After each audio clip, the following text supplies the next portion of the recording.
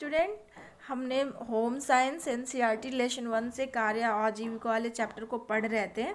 इसमें कार्य, आयु और जेंडर पढ़ चुके थे, है ना। हमें पढ़ना था कार्य के संबंध में जेंडर मुद्दे, इसको पढ़ना था। ठीक है, तो हम इससे देखेंगे।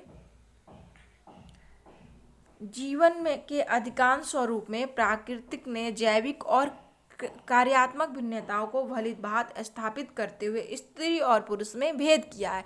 इस लाइन का क्या मतलब हुआ कि जब नेचर ने ही हम में डिफरेंस किया है मेल और फीमेल में, तो हमें कार्य का भी जेंडर के हिसाब को ध्यान में रखते हुए करना पड़ता है। ठीक है, समझे आप।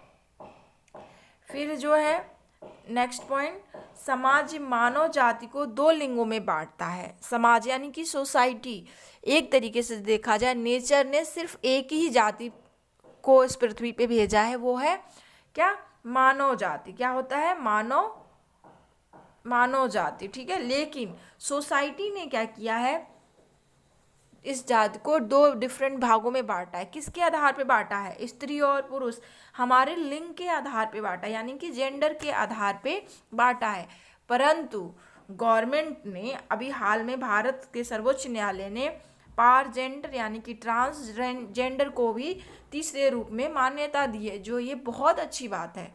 ठीक है, आज से कई साल पहले तक ट्रांसजेंडर को सोसाइटी में कोई भी दर्जा नहीं मिला था। उनको ना पढ़ाई के क्या राइट्स था, ना वो पढ़ने जाते थे समाज के उससे, ना ही वो जॉब करते थे। तो उनका बस वही पुराना पेशा था जो घूम घूम के लोगों के घर में फंक्शंस में, पार्टियों में जाते थे, बजाते गाजते नाचते और अपना जीविका चलाते थे। लेकिन ये भारत सरकार ने, सर्वोच्च न्यायालय ने ट्रांसजेंडर को क्या किया, तीसरे जेंडर के रूप में मान्यता दी है, जिन्हें हम परालैंगिक पे करते हैं। और अच्छी बात है, अब जब स्कूलों के फॉर्म है उनमें स्त्री और पुरुष के नहीं, मेल फीमेल के सिवा एक ट्रांसजेंडर का भी ऑप्शन देने लगा है, सारे जॉब में देने लगा है। ये जो हमारी सोसाइटी के लिए बहुत अच्छी बात है। ठीक है, फिर ये लिंग, सेक्स, स्त्री व पुरुष। ठीक है, देखिए जेंडर जो क्या होता है, जो हम मेल फीमेल की ऑर्गन्स, बॉडी स्ट्रक्चर को ध्यान में रखते, बायोलॉजिकल कॉम्बिनेशन को ध्यान में रख के जो डिफाइन करते हैं, यानी देखिए दिया हुआ ना,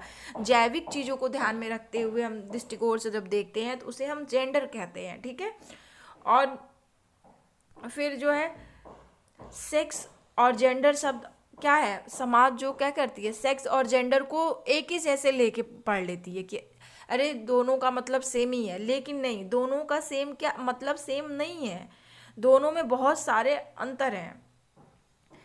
सेक्स और जेंडर शब्द अक्सर लोग अदल बदल के यूज करते हैं, परंतु निश्चित ही इसमें बहुत सारी भिन्नता पाई जाती है। देखिए, सेक्स यानी अनुवांशिकी, जनन अंग के आधार पर जैविक वर्ग में विभिन्नता होती है। ठीक है, और जबकि जेंडर जो है सामाजिक पर आधारित है। नर शब्द लड़कों के लिए यूज कर देते हैं और महिला यानी मादा शब्द जो है महिलाओं के लिए यूज करते हैं। ठीक है, कुछ जेंडर से रिलेटेड, बायसनेस से रिलेटेड हमने पोस्ट डाला है, फोटोज है।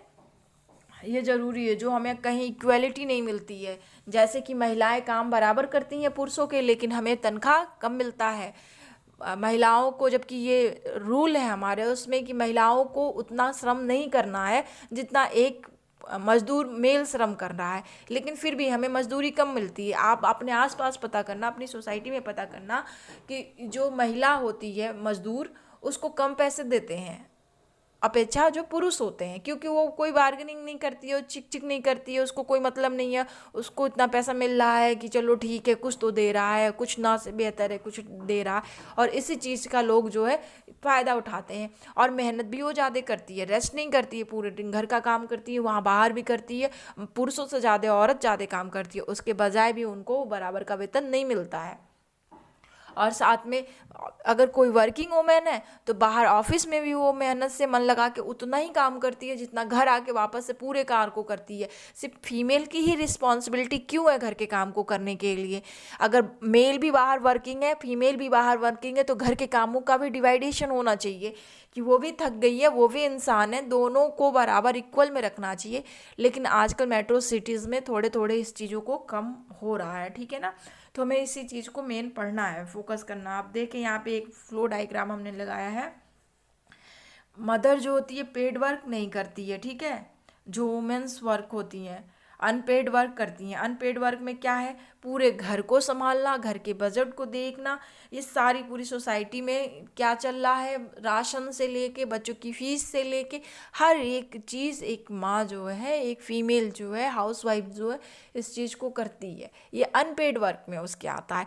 किसकी तबीयत खराब है तो उसे क्या खाना चाहिए, किसको क्या देना है, किसके न्यूट्रिशन के लिए क्या सही है, किसको बाहर लंच में क्या चाहिए, हर एक चीज़।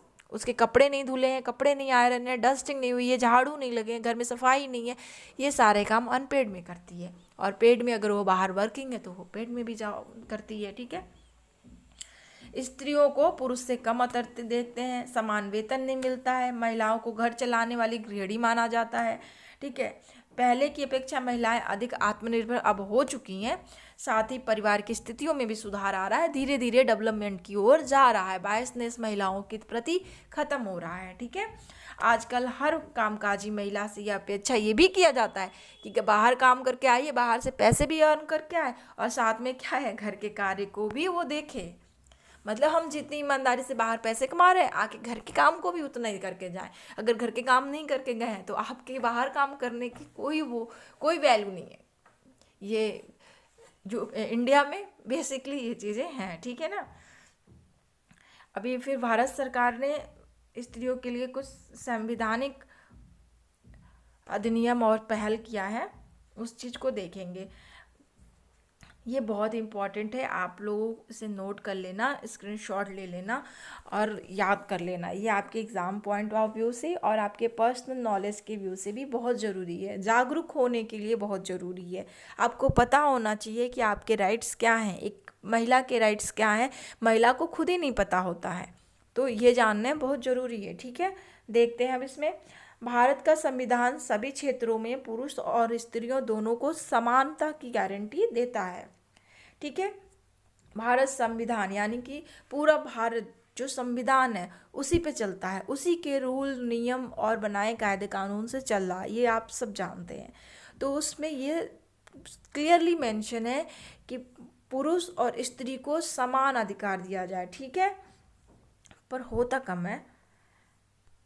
उसके बाद है सरकार किसी भी दफ्तर या रोजगार में नियुक्ति संबंधित मामले में सभी नागरिकों को बराबर अवसर की गारंटी दे। यानी कि हर व्यक्ति, चाहे ऊंचा नीचा, ये जो वो कास्टिज्म करते हैं, मेल फीमेल करते हैं, इन सबको ना करके सबको इक्वल जॉब देने का यानी रोजगार देने की गारंटी रखता है, ठीक है।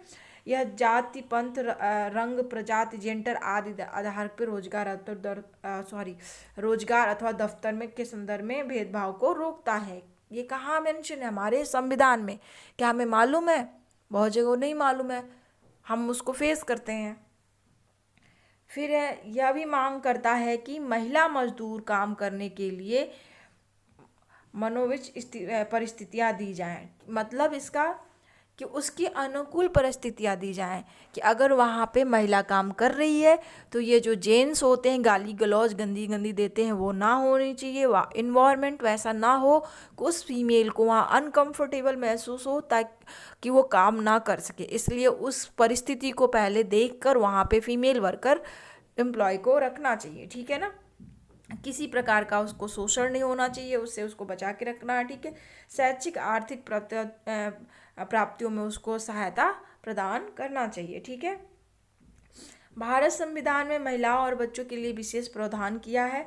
राज्य शक्ति को भी इसकी शक्तियाँ हैं, मतलब राज्य को भी इसकी शक्तियाँ प्राप्त है, यानी कि ये राज्य में भी अप्लाई होगा। साथ में ऐसे भी अधिनियम है जो महिलाओं के संवैधानिक अधिकारों की रक्षा करते हैं, जैसे कि 1948 का फैक्ट्री अधिनियम, ठीक है।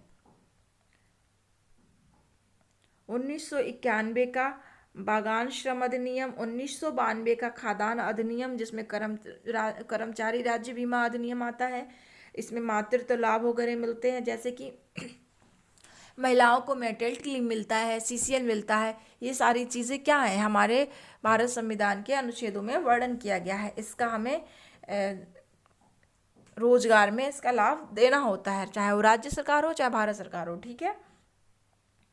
फिर 1961 जो महिलाएं औद्योगिक क्षेत्र में सुरक्षा उपलब्ध करा उनको, मतलब जो इंडस्ट्रियल एरिया में औरतें काम कर रही हैं उनको सुरक्षा प्रबंध कराने की जिम्मेदारी है। ठीक है, उसमें वर्णन किया गया है 1961 के सॉरी भारतीय संविधान का अनुच्छेद 16(1), ठीक है, राज्य के अधीन किसी भी दफ्तर में नियुक्ति संबंधित मामलों में सभी नागरिकों को समान गारंटी देता है। ये भी हमारे अनुच्छेद 16 में वर्णित है।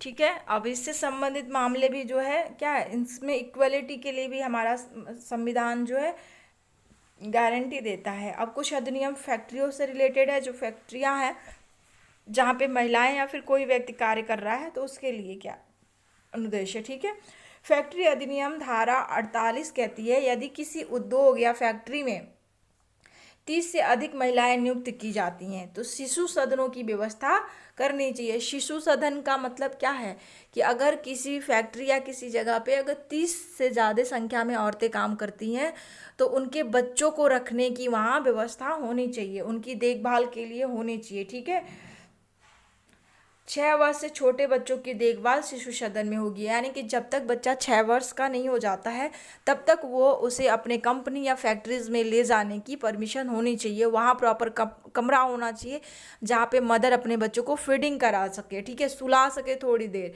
इन सभी की व्यवस्था होना चाहिए। ठीक है, बहुत सारे राज्यों में महिलाओं की स्थिति को सुधारने के लिए बहुत सारी पहल हो चुकी है। श्रम मंत्रालय में भी महिला मजदूरों की समस्या का निपटारा हो रहा है धीरे धीरे। अब पहले से स्थितियां काफ़ी सुधर चुकी हैं। ठीक है, समान कार्य अथवा समान प्रवृत्ति के लिए कार्य सुनिश्चित करने में हेतु और समान वेतन के लिए पहल हो चुका है। ठीक है, बहुत सारे राज्यों में ये चीज़ें अप्लाई भी हो चुकी हैं। फिर ये समान पारिश्रमिक अधिनियम भी लागू किया गया है। ये सारे इम्पॉर्टेंट पॉइंट्स थे जो भारत संविधान के कुछ अनुच्छेदों में महिलाओं के लिए वर्णन है। जैसे इसमें एक पॉइंट ये है कि छोटे बच्चे 18 वर्ष से कम आयु के बच्चों को हम कोई भी कार्य नहीं करा सकते हैं। अगर ऐसा होता है तो ये गैर कानूनी माना जाएगा।